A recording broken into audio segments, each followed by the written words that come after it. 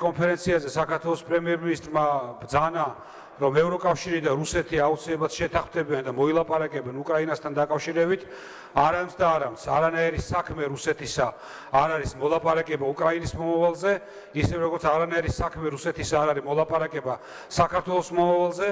საქართველომ და მით უმეტეს საქართველოს მთავრობა და ხელისუფლება ყოველთვის ფრთხილად უნდა იყოს, როცა გაიზიარებს საჯარო გამოსვლებში მით უმეტეს ევროპელ მეგობრებთან კონცეფციას, რომ რუსეთს აქვს უფლება ექსკლუზიურად მართოს და განაგოს პოსტსაბჭოთა სივრცე და მოლაპარაკებები აწარმოოს საქართველოს მომავალთან დაკავშირებით. ძალიან მნიშვნელოვანი არის, რომ ხშირად გავიხსენოთ ხოლმე ის სისხლიანი სასაკლაოები, რომელსაც თქვენ უწყობდით საკუთარ მოსახლეობას, მაშინ, როდესაც დღეს ლაპარაკობთ პოლიტიკურ დევნაზე, მაშინ, როდესაც დღეს საუბრობთ იმაზე, რომ თურმე ადამიანი, რომელიც 26 მაისისთვის სანდრო გირგვლიანის საქმისთვის არის დღეს სასამართლოში წარდგენილი, პოლიტიკური დევნის მსხვერპლია და ამასობაში ძალიან სოლიდარულები ხართ უკრაინელი ხალხის ბრძოლისთვის, თავისუფლებისთვის. ასევე ვიბრძოდით ჩვენ თავისუფლებისთვის თბილისში 7 ნოემბერს. ზუსტად ასე ვიბრძოდნენ თავისუფლებისთვის 26 მაისს თბილისში. ზუსტად ასე იბრძვის ყოველთვის ყველგან მოსახლეობა, როდესაც მისი ხელისუფლება ასწდება ხოლმე მთავარ ხაზს.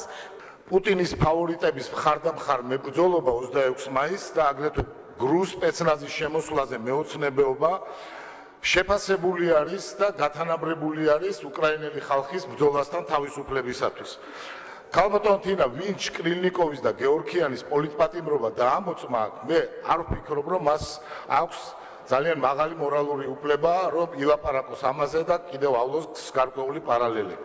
უფლებას ვიტოვებ მე პირადად და არ მგონია მარტო ვიყო ამ განცდაში, რომ არ მჯეროდეს იმ ყალბი განცხადებების და სოლიდარობის, რომლითაც ზოგიერთი თქვენთაგანი ყველაზე ვერ ვიტყვი, გამოირჩევა განსაკუთრებით ის ადამიანები ვერაფრით ვერ დამარწმუნებენ ამ სოლიდარობაში, ვინც იგივე 7 ნოემბერს მახსოვს 6 მაისსაც, 15 ივნისსაც, 26 მაისსაც, როდესაც საკუთარი ხალხის წინააღმდეგ იყო გამოყენებული ძალა და უყურებდით სისხლში მცურავ ადამიანებს, ხელბორკილ დადებულებს, როგორ ურტყამდნენ და აწამებდნენ და არ მახსოვს არც ერთი სოლიდარობის განცხადება, არც ერთი წუხილი.